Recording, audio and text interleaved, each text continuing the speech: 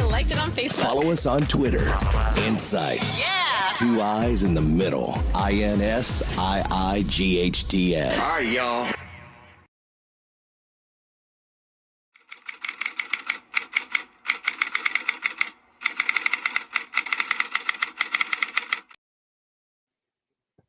All right, y'all. It's that time. It's that time. What's up, Coach? You the man. I just let you do your thing because I know you be waiting on that. All right, y'all. Oh my goodness, it gives me it pumps me up. It really does, man. What is happening on this classic week, baby? Oh, I see you got your FAMU hat on, but it is the Florida Classic this weekend, and I have to tell those BCC people that we had to let them win a couple years there because it wasn't no rivalry. Ain't no rivalry when it's a complete domination. Their people stopped coming to the game. I know, right? So I know, what right? it was, y'all, it was fool's gold. That's what it was. It was fool's gold. Y'all should have left well enough alone because you woke that snake up. As we've been saying for the last 2 weeks, this is the year to wrap it. That's what happens. You don't poke the bear, or in this case, the snake. But nah, you just keep on and keep on. And you're right, Coach. Fool's gold. That's what it was. And they're just so hyped. They just get so hyped. But having said that, it is a rivalry game, and we better come correct, which we've been doing all year long. So let's just do what we've been doing, handle business, keep the injuries minimum, and get ready for the SWAC championship. That we will be hosting here in Tallahassee, Florida. So that's just what's going. And see, North Carolina Central was rolling. They were ranked higher than us in the FCS polls. Howard, woo, they put it to them. The boys from DC. The backstory is North Carolina Central put up 50 on Howard last year. Howard put on 50 on them this Saturday. They went for 2 with under a minute and a half to go to get to 50. See, that stuff goes around. See that, I remember when I first started coaching, and we had the young ladies that, bless their heart, gave us what we had. I didn't know everybody else was recruiting and had scholarships. Me with 0, I just took whoever we had. But you know how quickly we turned around. But all those people that would be beating us and running the score, I'm like, Dion, I made a list. I went and got all of them. But we also called the dogs off on people when we were up. I remember the only time my fans booed me, we were beating Florida State girls in the Civic Center. And they had an assistant coach that I was pretty good with. And it was a 4 or 5 point game. And they decided they were going to press us. Well, not with Val C and April Manning. They Auburn and Florida couldn't press us. My point guard said, fast break drill. We went up 20. And I called the dogs off. Man, they started booing me. Coach, we don't care nothing about Florida State. We want to break the damn clock. What you doing? We want to bust the clock on them. Boy, they were upset about that. But I know that stuff go around, come around, and we just hit a hot hand that year. That was during that time when Florida State was trying not to play us anyway. Right. That's just how it go. Now, what you got for us over there on Did You Know? I know you always keep something. Oh, they were messing with your name that I gave you. Wikipedia. Oh, I've heard that. He called it Wikipedia. I said, well, that's the man with the knowledge. What you got for us, Wikipedia? Don't make me laugh today. Okay, Coach. On August 12, 1979, Larry Bird, Larry the Legend, made his NBA debut with the Boston Celtics. But did you know it was also the debut in the NBA of the three-point line. And the first person to make a three-point basket in NBA history is, Coach? Any Mickey guesses? Clayton? No. Oh, okay. Okay. Okay. Was Okay. Boston's Chris Ford. Hmm. Check it out. Nicknamed the Mad Bomber back during his day, he made 126 total three-pointers in his NBA career, which lasted 3 more years after that. Mm-hmm. But to put that in perspective, Steph Curry attempted 126 threes in the first 10 games of this season. Mm. He made 57, but that's not the point. He attempted 126 while Chris Ford made 126 in 3 years or so.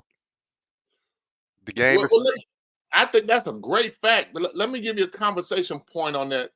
What do you think affected the game currently more?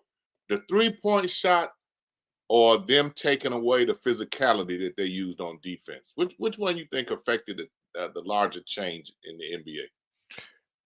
well, the easy answer would be the combination of it, but I think the three-point shot, Coach, only because of the influx of the European players. And that kind of opened the influx of the European players The opened up the influx. game. What did you say? The influx?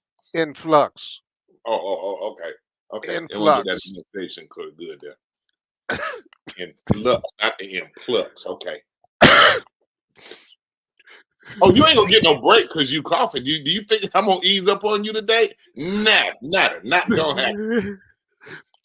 I think that had a greater impact on opening up the game. And with the game being more international, I think that led to the less physicality. Okay, that's an interesting concept. I would agree that it's both, but I would say the larger percentage is probably the three-point shot. And when it first came out, not many coaches, I was coaching them, embraced the three-point shot. Rick Pitino was one of the first ones to embrace it. And now it's common. The thing that I don't like about it is every kid you see now, they warm up, they go to the gym. First thing they do is go to three-point line. My grandson go to three-point line. I'm like, no, how about learning to shoot a layup? You know, everybody want to go three-point line. But it did open the game up. I don't know if how much that actually had to do with the influx of European players.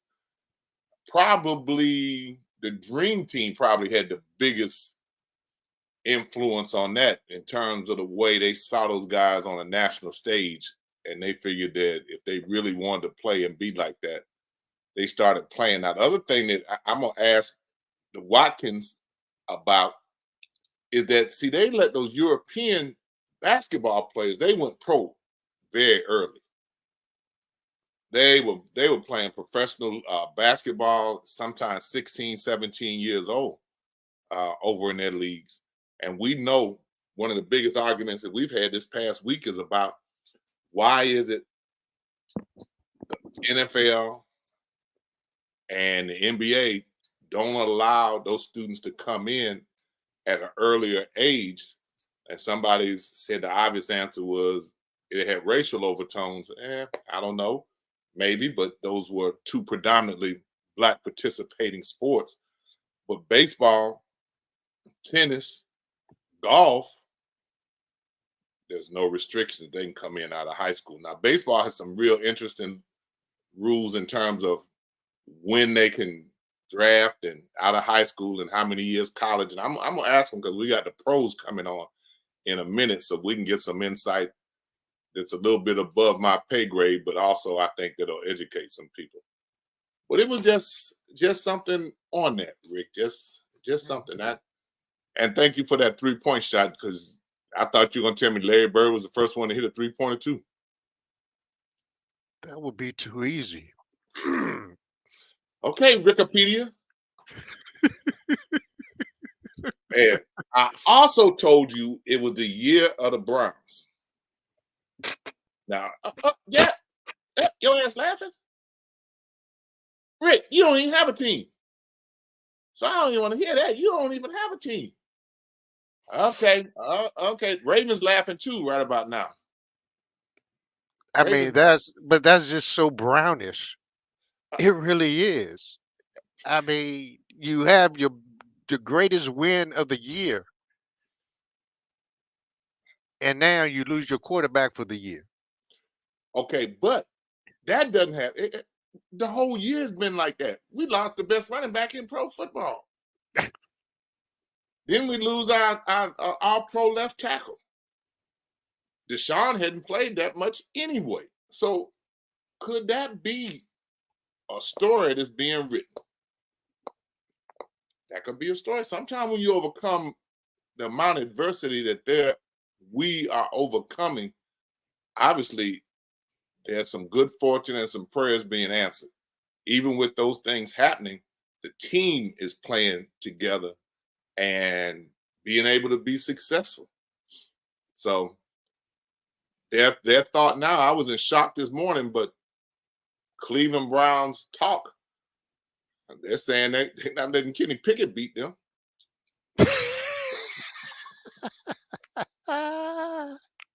And next week's show is, we got the fans. Oh, Lord. The Cowboy fans, the Steelers fans, the Browns fans, they've been talking junk now, trying to make sure each one got the other one's Zelle number to pay off bets from the first one. So it's interesting. It's interesting. We can have fun. Those two guys are hilarious. Now, the only thing that I know, I got two guys I golf with that they're funnier than him, and that's Thomas Watkins.Sr. and Al Smith. Oh my God. If they don't talk about each other from the minute they get in the parking lot till they leave the parking lot, oh my, they are hilarious. I pay to drive them in the golf cart just to be there for the jokes. They are hilarious. I'm glad they're friends, because if they wasn't, they'd be fighting.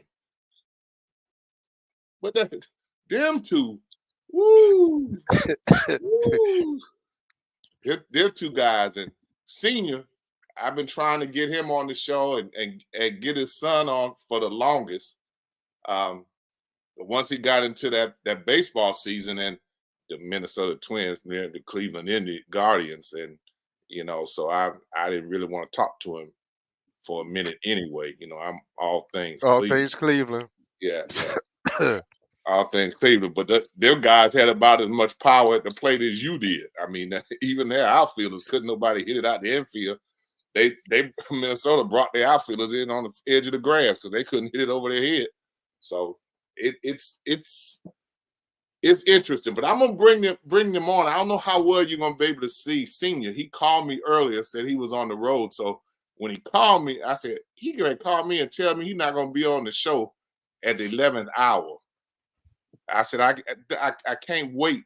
I can't wait. If that's the case, I'm going straight to the course and wait till the guys get there to tell them about it.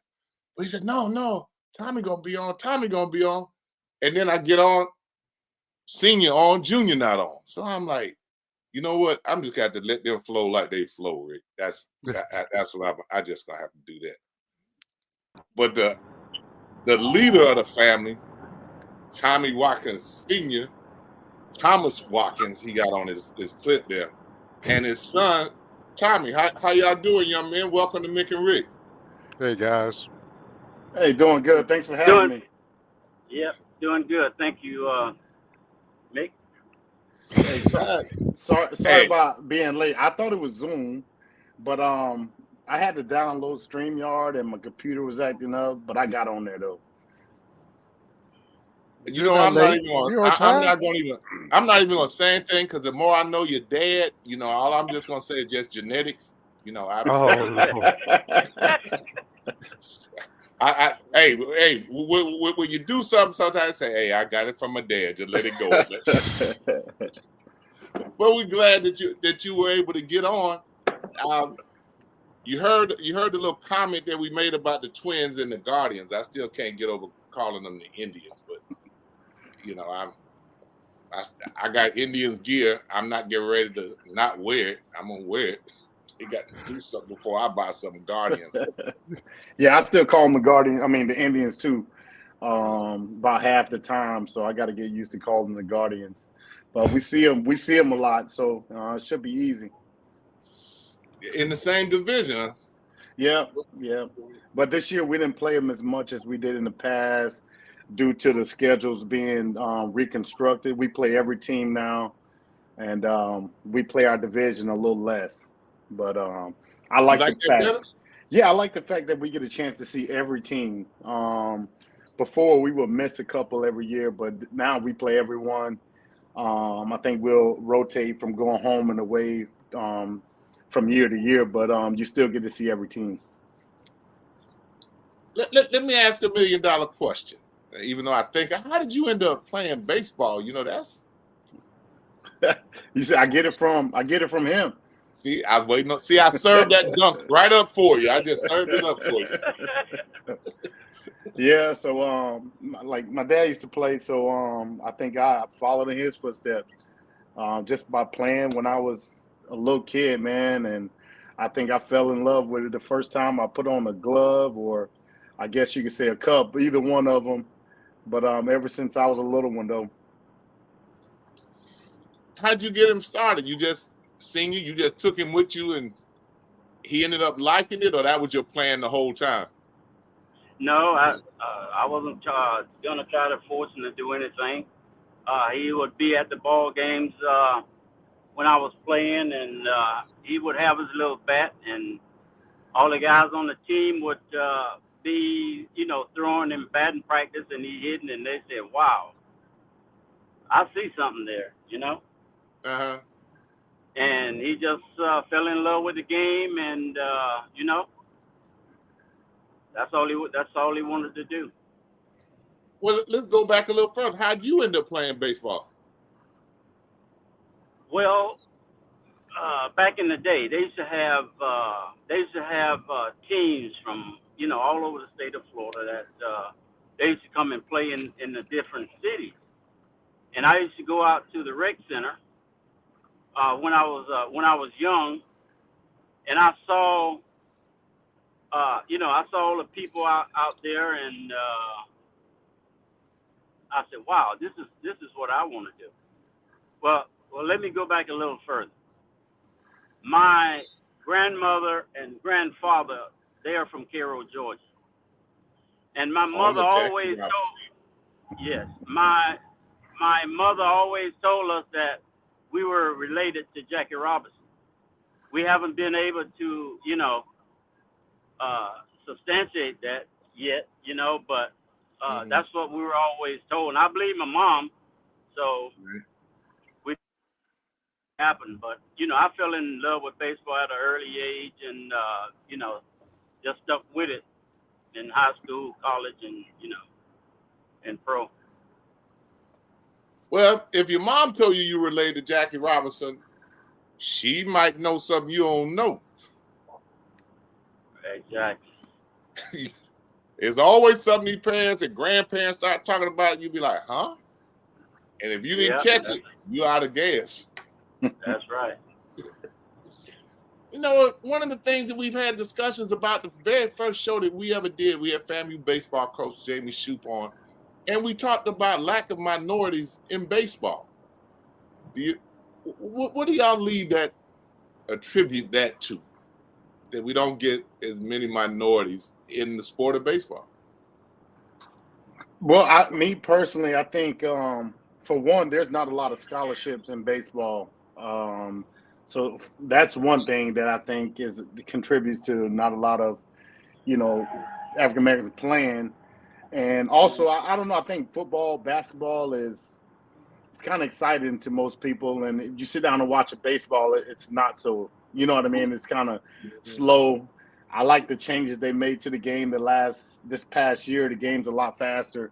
And I think people will start getting into it a little bit more. But I just think, to sit down and watch a baseball game is kind of boring the way some people look at it.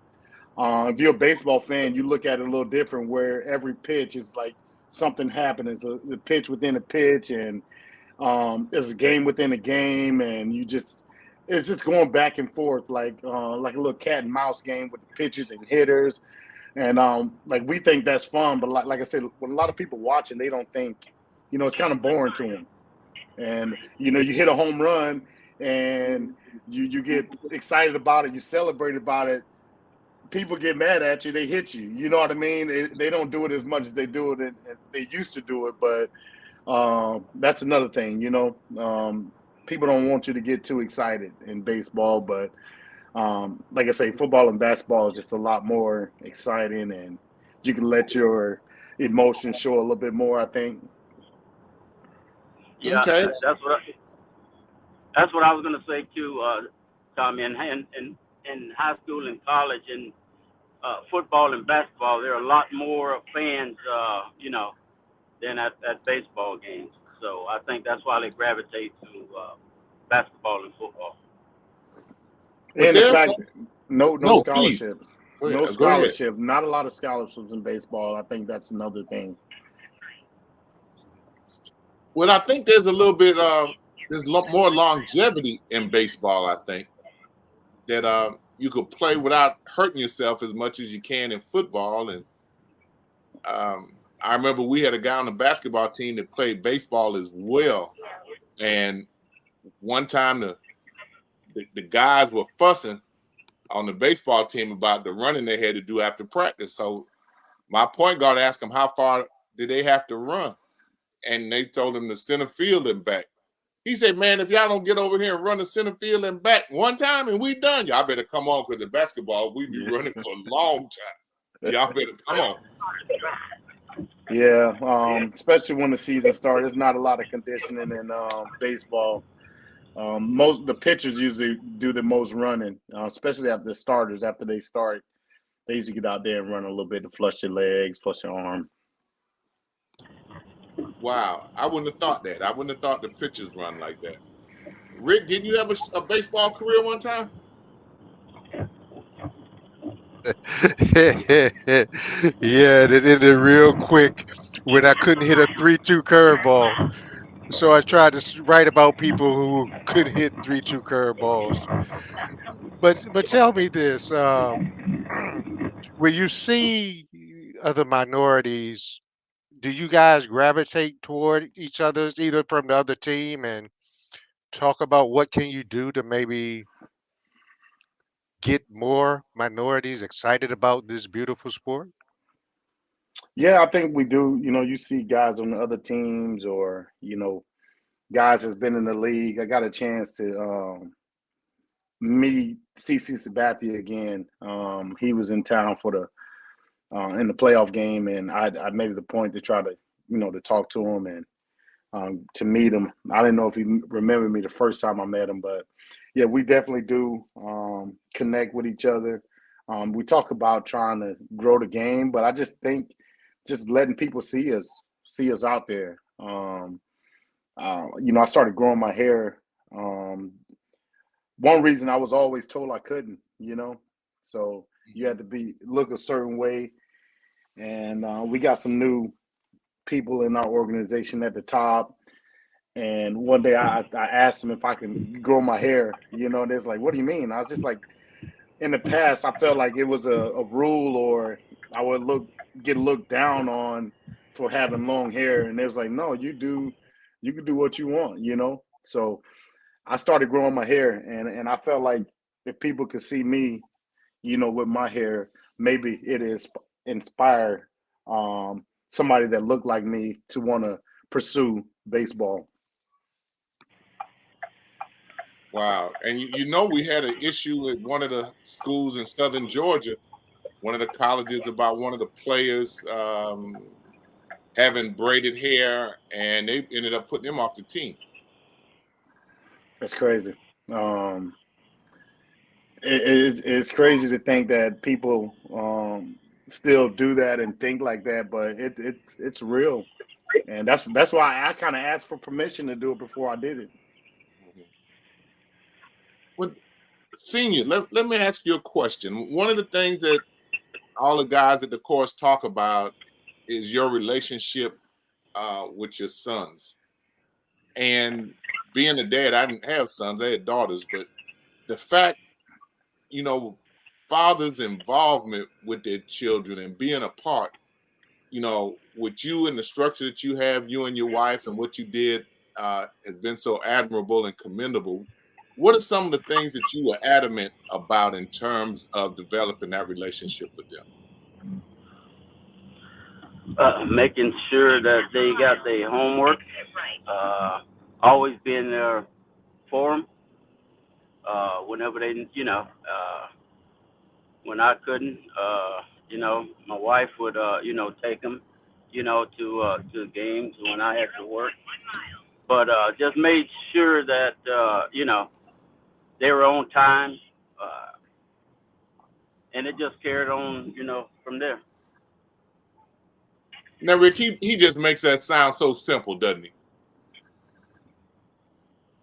And we know that it's a whole lot to it, And Tommy, when I heard you say about going to the management and asking them about your hair, my first thought was, that's kind of the way you were raised. That's what just hit me. I mean, being a former coach is just certain things you can almost tell immediately about the young men and young women that you're involved with and how they were raised by the things they do. Yeah, just having somebody to talk to that, you look up to, and I think mainly like not wanting to disappoint, and just being like a friend now, being able to talk to about what I do going into work. I usually talk to them every day going to work. Just about whatever, talk about the game the night before or whatever it may be. Just having somebody you can talk to and, relate to, and somebody you look up to. You don't want to disappoint. We understand. Thomas, we want you to know, Tommy, we want you to understand that both Rick and I lost our dads here not too long ago. And we just always try to tell everybody, to enjoy and appreciate your dad when they're there, because, losing them is something.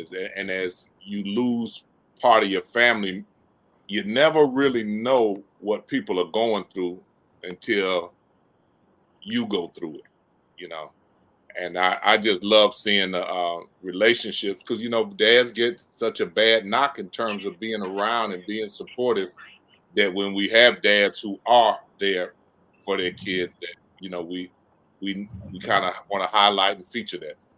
They need to be celebrated, especially Yeah, fathers of our yeah, youth. Rick and Mick. I can remember back. I lost my dad in '77, and a piece of me, went with him. I just, I had no interest in. I had no interest in any anything anymore, baseball or anything. My dad was always there for me. I would look up and, playing games, and he would be in the stands, and I just didn't, I just didn't handle that part right. And I only, 2 years after he passed, that's when I quit, playing baseball. Did you? Yeah. Okay. I understand. I was kind of like you and your son. I talked to my dad almost every day. And as a coach, he also was a coach.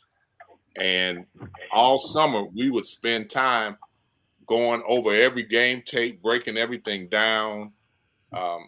He was my assistant coach at Florida A&M for a couple years, and was here at the house with the family. And he said the best time of his life was to watch his granddaughters grow up, to be in the house to see them. So him going when he passed affected all of us. But that relationship that you have, and to be there and want to be together. And we always talk. I said, well, we still trying to get you and your son on.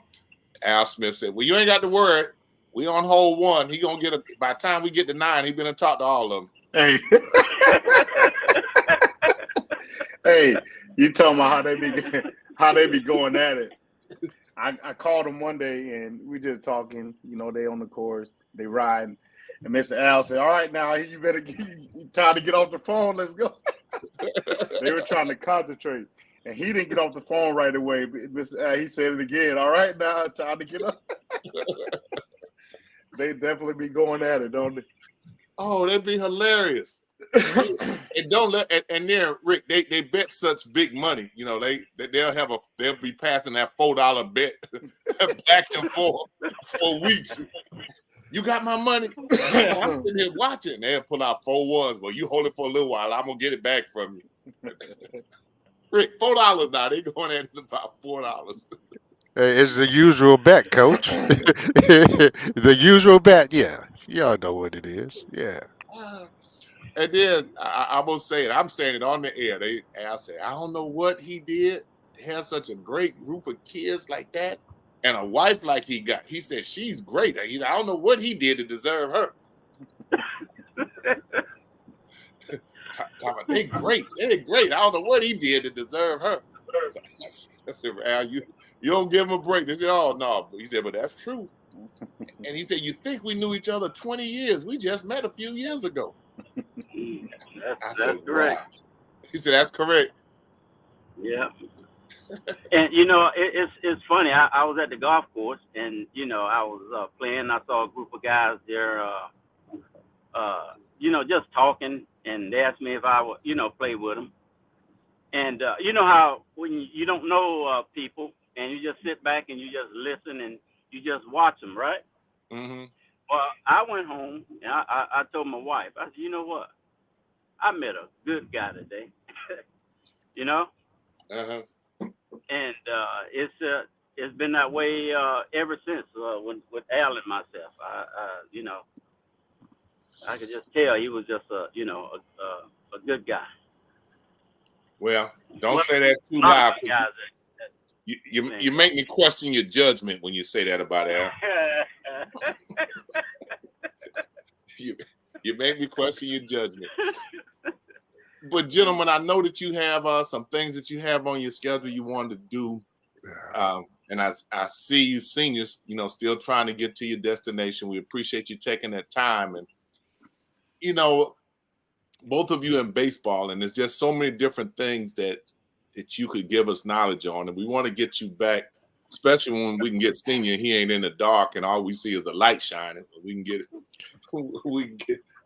him and not be incognito. So I'd like to get y'all back on at another time, especially as we head towards spring training, and allow us to get an insight into what really goes on and what you do, because we don't know. And I know that Rick covered you covered some of the teams when they were down in Florida, didn't you, Rick? Yeah, mainly I covered the Kansas City Royals back when Hal McRae was the manager. But I touched on the Reds and the Detroit Tigers too in Lakeland. So there was some fun times with the Grapefruit League down here. Mm-hmm. Mm-hmm. And we appreciate y'all being here. You know, I really do. And see, Tommy, I kept one under my hat here, you know, because there's some things you really known for that we already had researched. I know you ain't think we know, but we ain't gonna bring it up today. You talking about Junior? Yeah, nah. Yeah, talking about Junior. Nah, don't bring that up. hey, but at least once a series, somebody in the stands will bring it up, and I'm like, I gotta deal with that all the time. You can't leave it alone, huh? Nah, it's constant. But the other thing that is constant that everybody talks about is your personality. You know, they just rave about you as a person. And congratulations, Mr. and Mrs. Watkins. But they talk about you as a person and the type of man you are. And I just think that that's exemplary when you hear that as often as we're hearing it about you. I appreciate that. You know, I always want to treat people the way I want to be treated. You never know, you know, who you're dealing with. You said it earlier, you never know what people are going through themselves. and I just try to treat people like I want to be treated. Ricky Senior must have got to his destination because he stopped and laid back. No, See, I'm at a traffic light. I'm close Rick, though. weren't you in a car down there one time and you were talking about it looked like the purge around there? People walk around the car. Yeah, you have to watch out because they walk all around you. They walk around you. But the Twin Cities is pretty cool. I was up there for a summer and I loved it in the summer. I've never been back, but but it was a great city. Oh my goodness, I love Yeah, the Minnesota. summertime is really nice. It can get cold in the winter, but summertime, all the lakes, it gets warm for sure, and it's really nice in the summer. Yes, yes, And my indeed. only experience was when they had a Final Four there, and it was so cold, man. I didn't even want to go to the game. I said, "Wow, this is rough." But we appreciate you, gentlemen. Want you to enjoy your weekend and your time. We appreciate you being on with us. And again, congratulations to the family unit, and staying together like you have, and being supportive of each other. That's exemplary. And I don't care what anybody say. We want to continue to highlight fathers and their relationships with their children. Well, thank you guys. We appreciate it. We appreciate you. Ladies Appreciate and y'all. gentlemen, we got the Black History moments that we always try to bring for you. Yeah, we appreciate y'all being with us. Thank y'all. Thank All y'all. right, thank you. Thank you, guys. Love in any language. Living to know. I wanna know. Love in any language. Love in any language. Hey, hey. Love in any language. I want to know.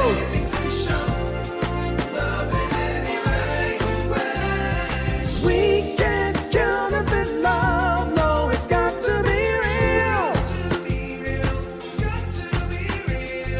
We can't live without love, but we've got to love and love all over the world.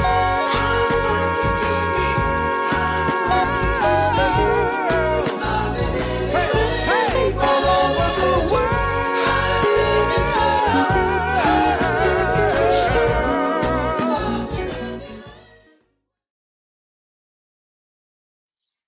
Did you get something in there that you didn't know, Rick?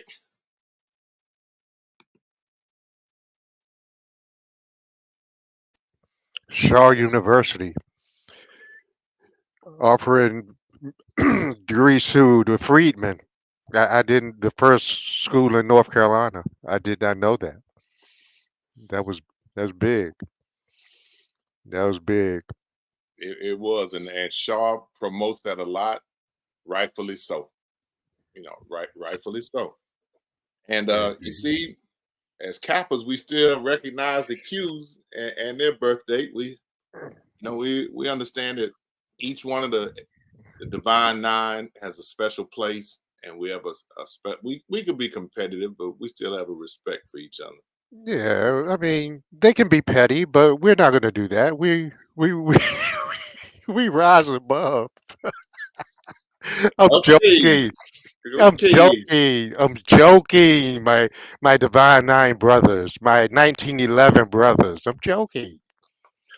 Did you know who Lincoln Perry was? No, I did not. Step and fetch it. And how many people actually didn't know that meant step and fetch it? That it was. Yeah. That's what it was for. It was an acronym for slaves and for household help, to step and fetch it. And a lot of people gave him grief about the role that he played, and was one of the first leading Black actors in cinema. And being step and fetch it made himself a millionaire.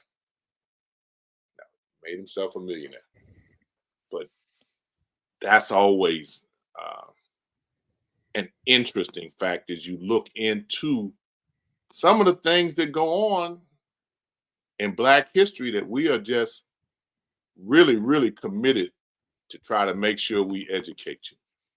You know, that's On November 21st, 1842, a Boston judge officially freed George Latimer, who was formerly enslaved. Latimer and his wife Rebecca had used Underground Railroad networks to escape from enslavement in Norfolk, Virginia.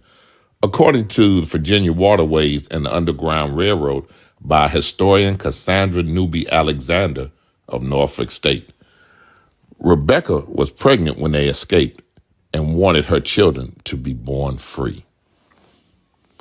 George Latimer was born on July 4th, 1819. He gained his independence after he and Rebecca hid on a steamship that took 3 days to sail to Boston. Unfortunately, a man named William R. Carpenter, a former employee of George's enslaver, James B. Gray, spotted Latimer in Boston and notified Gray about the whereabouts of his, quote, property, end of quote. Gray arrived in Boston on October 18th, 1842, had Latimer arrested and began extradition procedures. With word of Latimer's plight quickly spreading, enraged abolitionists met throughout Massachusetts, including an assembly of almost 300 Black men at the famous Faneuil Hall in Boston.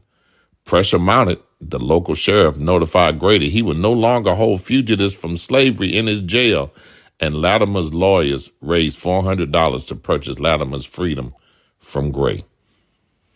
Rebecca's own former enslaver, Mary D. Sawyer, abandoned her search for Rebecca after news of George's manumission reached Norfolk, according to a biographical sketch George dictated in 1894. But there's a lot that went on between then. The pair went on, ended in Boston, but it took a roundabout journey to get there.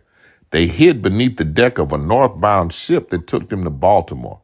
From there, they traveled to Philadelphia, with Rebecca posing as a servant to her light-skinned husband. At last, they made their way to Boston, arriving either October 7th or 8th.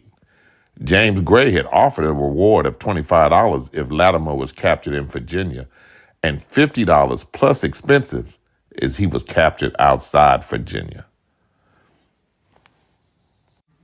In George Latimer's first autobiographical sketch, he said, "I am 23 years old last 4th of July. I was born in Norfolk, Virginia. My father was Mitchell Latimer, a white man who was a stonemason in the Navy Yard at Norfolk. My mother was a slave named Margaret Olmsted, who was owned by my father's brother, Edward A. Latimer. And to him, my father was apprentice." He talked about how he was hit frequently across the head with a wooden stick for almost 19 months.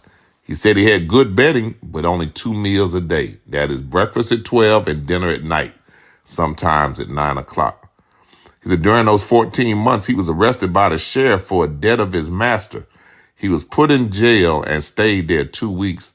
He had herring and bread for breakfast, sage tea, and beef, alternately with molasses for dinner every other day. He said one time he was beaten real bad by the jailer for making noise in his cell. He got passed around often for debts when people paid off their debts by the slaves they had, and they were treated very, very harsh and treated badly. One time he was paying off a debt, and the man treated him well, but his mother, he said, was very disagreeable. She struck him over the head with a shovel. Another time he was hired out to a law firm to tend groceries, meals, and etc. And one would treat him nice and another one would treat him bad. And they would be sold again.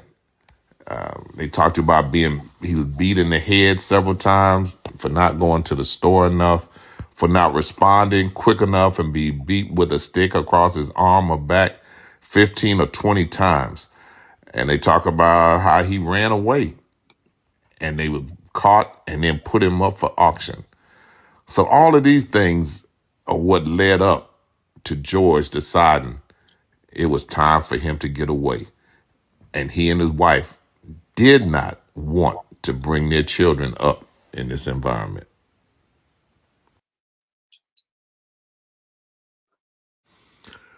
In a fascinating story, James Gray arrived in Boston and caused Latimer, without legal process, to be arrested by police officers on a charge of larceny and placed in the Leverett Street jail, where he began procedures to return Latimer to Virginia.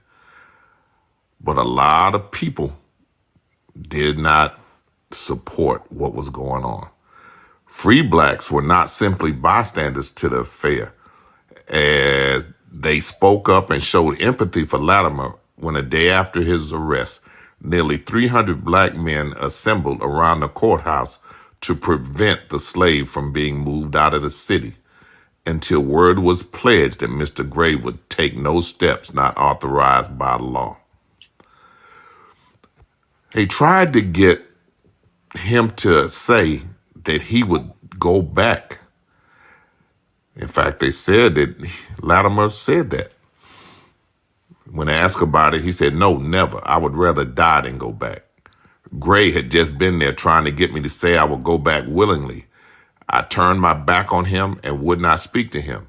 He said if I would go back peacefully, there would be no more trouble, and he would let me out of jail and serve me well. Latimer said he turned to him and said, "Mr. Gray, when you get me back to Norfolk, you may kill me." They went back and forth trying to buy his freedom. They agreed to pay $650 at one point, and then because the judges had agreed that he should be set free, they went back on it and said they wasn't going to pay it at all. In the end, a black minister offered $400 for Latimer, which was accepted, and at 10 o'clock on a Thursday evening, the money was paid, and he was made a free man. It's an interesting story. Put in George Latimer, slave, and you can find out additional information about the George Latimer case and how he was the first fugitive slave whose emancipation guided and influenced the American.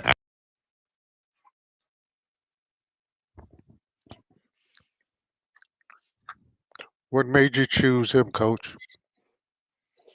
Just doing some things on the Black History Week, doing something every day, and ran across that story. I run across some really interesting pieces, and the fact that what he went through. And when you listen to the stories of it, they say that a lot of the documentation is difficult to find because of that time period, and you see how our women were treated, and they were bearing a lot of children from their masters, and they were sharing the slaves with their brothers and all kind of things like that. So it was really kind of crazy. But one of the things that really kind of struck me was the fact that a lot of the free black men in the area stood up for him. And in those days, you don't really speak against them. It ends up being an issue. But they stood up and supported him, and in the end, the black minister paid for his freedom. I think it's ironic that for me, not liking the city of Boston, that a lot of this took place in, and that the black men stood up in Boston. Now, and even the constables there, they were like, "Hey, nah, don't come up here with that garbage," which is kind of surprising, as growing up, the history between 68 and, hell, even when Paul Pierce was was playing with Boston, some of the racial incidences in Boston that you see back in the early days that there are good people there as well. So kind of ironic. And the ironic part to me that he was born on the 4th of July on Independence Day. But it was just an interesting story. And the more I read about it, the story was the same, but different pieces of information would come out with a little bit more detail than the other ones. And the different laws that got passed that I didn't even go into, the different laws that got passed and went to Congress and legislature, because of what was happening. They putting a bounty on it and paying extra if he's left the state, and willing to pay your expenses. And like he said, then they tried to make him say that, he wasn't trying, that he was willing to go back on his own, so that they're going to play on his conscience. All these people are getting ready to fight for you and all of this. Don't let anything happen to them. You go on back with us. And it was a little special. It was a little special. Yeah. And Special then, indeed.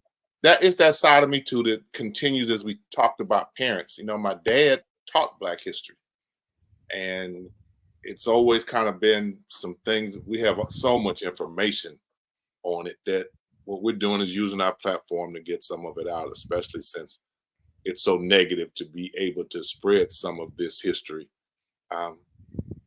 It's just something that we use our platform to do.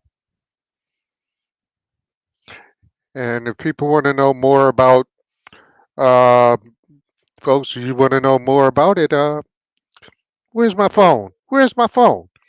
You guys to download the app, folks. Download the app. And that section is already up on the app right now. It's on the app right now. Now, I'm going to change the subject because this is such a serious subject. But, we got the Celebration Bowl coming in. And, on Friday, they're having a national championship, HBCU national championship for bands. And they are taking the top 2 ranked Division I bands and the top 2 Division II bands. Division I band receives a $125,000 check that goes directly to the band, not to the school, but to the band. And they have been evaluating. They have 5 or 6 different subunits, and they evaluate each band, and then they do a update on the poll. And it's just really interesting that the most recent one with Division II and NAIA, number 10 is Morehouse, 9 Kentucky State, 8 Miles, 7 Benedict, 6 Langston, 5 Tuskegee, 4 Central State, 3 Virginia State, number 2 Florida Memorial, number 1 Winston-Salem, and Winston-Salem puts on a show. So if Winston-Salem, Florida Memorial get it, they will go and they will play. One will play first quarter, one will play second quarter. Then the Division I schools play 1 third quarter, 1 fourth quarter. Then they will be evaluated. Then they will be the game. It will actually be on ESPN, and from there they will take call-ins and votes and announce the winner at halftime of the Celebration Bowl. Now, for Division I, Alabama State is 10, falling from number 7 the previous week to its current place, number 9, Florida A&M. 8, Tennessee State. 7, Southern. 6, Prairie View. Number 5, Bethune-Cookman. Number 4, Texas Southern. 3, Jackson State. 2, Norfolk State. Number 1, North Carolina A&T. So at this rate, it would be North Carolina A&T and Norfolk State playing. And some of the rankings that they break down is the auxiliaries, drum majors. They rank the drum majors, musicality rankings, percussion rankings, and picture drill and design rankings. And on 5 of those categories, 1, 2, 3, 5 of those categories, Division I, 3 of them North Carolina A&T is number 1 in 3 separate categories. Okay, Aggies. Okay. Mm. That's interesting. That's interesting. I'm biased, so but I'm also biased for Norfolk State. My cousin went to Norfolk State. My daddy went to Norfolk State. So I got a little green and gold in me. Let's go Spartans. If you make it there, kick, kick Aggie prize. Excuse me. Excuse me. $125,000 is a nice check to receive for your baseball. Yes, it is. Yes, it would be. Yes, it would be. Falling from seventh to ninth. Now, this poll must be fan No, generated. no. You No, not at misunderstood it. all. Not at Oh, all. so there's They have some different people. independent. Mhm. They have different people that are leading each category, and they do tapes. They evaluate the performances independently of each other, and they send all of it into one location where the votes are tabulated. Interesting. In the drum major ranking, Florida A&M, that's the only category we don't have anybody. I mean, we have no top 10 ranking. We're not in there at all. Our highest ranking is auxiliaries, where we're 5.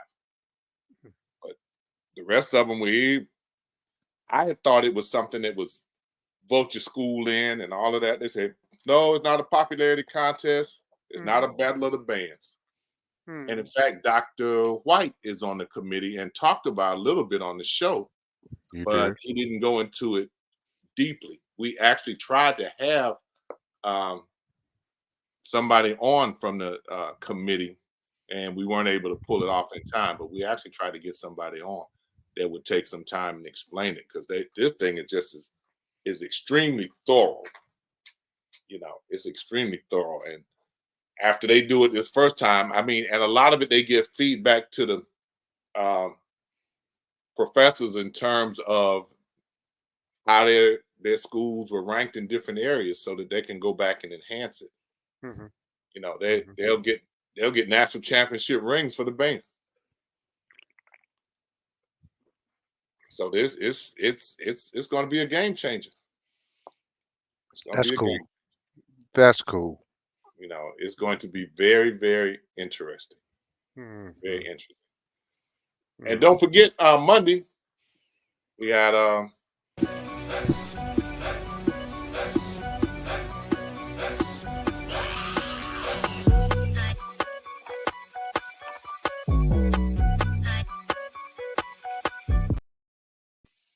Let's go. be there. Let's Yeah, go. a much better game. We've gotten blown out a little bit earlier in the year, but we were 18, 20 points down last night. Love Bettis, one of the guards that Coach talked about that he was bringing in, made his initial appearance. He went for 23 last night in Gainesville. So just do what we got to do. Get ready for Oregon. People need to get in there. That game is at 8. I understand the women play at 6. They play California. If you remember, Coach McCullum said that Cal is bringing their kids down early, and they'll be at the Florida Classic for the whole weekend. So trying to get that HBCU experience, which I was having some discussion. I don't quite know how I feel about that everybody wants to see what the HBCU experience is. I'm a little sensitive, so I'll be quiet. Well, I mean, but are these collegiates or are these? I thought they were high schoolers. They were bringing high school students or something like on the. I don't think they can take them that far away, but they're bringing some of their students with them. Well, Oregon is bringing some of their students from Oregon with them. Cal is bringing their staff, and they're taking their team. They'll be down there 3-4 days early down in Florida. So if you're going to make a comment, let's make it. I've got nothing. I've got nothing. Ladies and gentlemen, we appreciate y'all being with us. As always, again, INSiiGHTS High School Game of the Week did 2 basketball games were on last night. It's basketball season. We did 2 last night, preseason games. There, 2 girls games, and we're rolling. A lot of our Black History stuff is on our Roku app and our mobile apps. You can get some information. Take the information. If you're following us on Twitter, we send out something every day. Black History Moment for that day. Take it. Help. Use it in school. Use it in class. Use it to educate yourself. If you see something that you want to know more about, put a name in Google. Find out some more information. You know, there's no reason for people not to be educated about the things they want to be educated about. That's just my feel on it. And that's the coach, Mickey Clayton, coming at you straight, no chase. Straight, no chase. Interesting with the coach. You know, I didn't even get into numbers with Black coaches because, you know, we have a sparsity of Black athletes, and, you know, in the sports that we dominate, we're not represented well in coaching. So, you know, that's even fewer in the sports that we are not the dominant participants in. And we lost one when Dusty retired Yeah. after this season. Lost a great one. You know, a lot of the people with darker skin colors now, Pan Americans and from different countries. Yeah. And before I go, did you notice? Did the baseball games, the speed of the games, attract you to watch more games? For me, no, because I like baseball, so it did it helped a lot. it it helped, but it for others for people who say the game is too slow, I'm sure it made a hell of a difference too. Because I was like Tommy, I was like each pitch, you know, is a game within the game. So I'm trying to figure out what's next. Okay. Well, the biggest complaint I heard the people that didn't like it, the quickness of the game, was that it shortened their drinking time. They weren't able to drink as many beers as they were before. Stay up to date with the latest from Insights. Visit our website at INSiiGHTS.com. 2 eyes in the middle. INSiiGHTS.com. INSiiGHTS is a copyright of Mac4 Enterprises, a Florida corporation. This broadcast is produced under the exclusive ownership of Mac4 Enterprises and is the intellectual property and trademark of Mac4 Enterprises. Comments of the host and other individual speakers on INSiiGHTS represent their independent thoughts and representation. On your phone, ladies and gentlemen. And Rick, next week we got the NFL fan show. We got the Pittsburgh Steelers, the Cowboys, the Browns, and as they're saying in Cleveland, they ain't gonna let Kenny beat you at quarterback. Hey, I'll be watching as I always do. All right, everybody, we appreciate y'all. Hope you learned something that you didn't know before. Feel better, Rick. Thanks, Coach.